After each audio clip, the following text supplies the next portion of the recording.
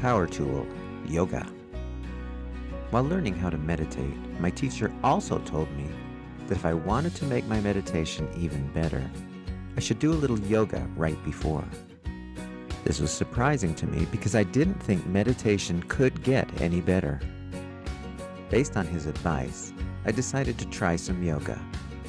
The problem was that in the late 80s, there really wasn't a lot of information about yoga, at least not where I lived.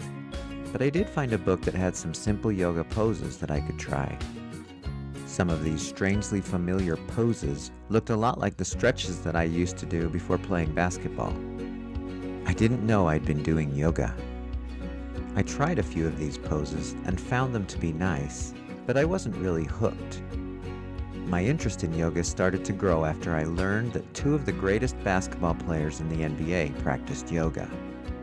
Kareem Abdul-Jabbar and Robert Parrish both credited yoga for helping extend their long and successful professional basketball careers. I too want to play many sports for as long as I can. As I continue to practice yoga, I find that I'm still able to play with the same intensity that I did many years ago. Other stories are equally motivating. While working on my PhD, I helped another professor teach a stress management class. He had asked a local yoga instructor to introduce the class to yoga. This person pushed us through an incredible 45-minute workout. She looked like she was about 55 years of age, but she had the energy of someone in her early 30s. After she left, my colleague told us she was well over 80 years old. Students in my yoga classes have reinforced my commitment to this practice. One woman in her late 50s, who worked in a very stressful environment, came faithfully to my yoga class each week. Knowing she was extremely busy, I asked her why she always made it to class. She said that she always came to class with a headache, and she always left class without it. There are even powerful results for those who only do it once or twice.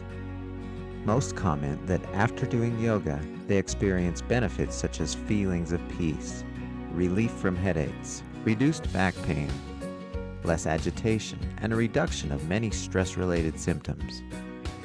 One teenager who had never before tried yoga made the comment that it made him feel way better than his ADD/ADHD medication. Today, you can spend countless hours studying the philosophies and disciplines of yoga, such as fasting, vegetarianism, disciplined thinking, and many others. For stress management purposes, I like to focus on Hatha Yoga. It deals with three primary aspects of fitness: strength, flexibility, and balance. By putting your body into positions called poses, you develop all three of these fitness components. In the process, you create profound physiological balance and psychological well-being. There are reportedly over 2,000 different yoga poses or postures. When I teach my yoga classes or practice it on my own, I probably do between 10 and 25 poses, depending on how much time I want to devote to it. A typical yoga class usually lasts around an hour in length. I believe you can get the same benefits in about 15 to 20 minutes. Poses have variations based on the skills and abilities of those who are practicing it. Each pose has a traditional Indian name and an English equivalent. It doesn't matter very much what the poses are called. The value comes in trying them and noticing the benefit they have for personal well-being. The poses are done in a variety of positions, including standing, sitting, kneeling, lying on your stomach, lying on your back, on your hands and knees, and on your feet and hands. The variations are almost limitless. Though Hatha Yoga appears to be mostly a physical experience, it tends to do much more than just improve your physical condition. Yoga is also very relaxing to the mind. By focusing on your breath and on the pose, it leaves the stressors of the day behind. Yoga also reduces the stress response and brings you back to a more balanced state of being. perhaps even more wonderful than these benefits, is the knowledge that yoga helps individual development and growth. Yoga puts you into positions where you play with your physical limits of flexibility.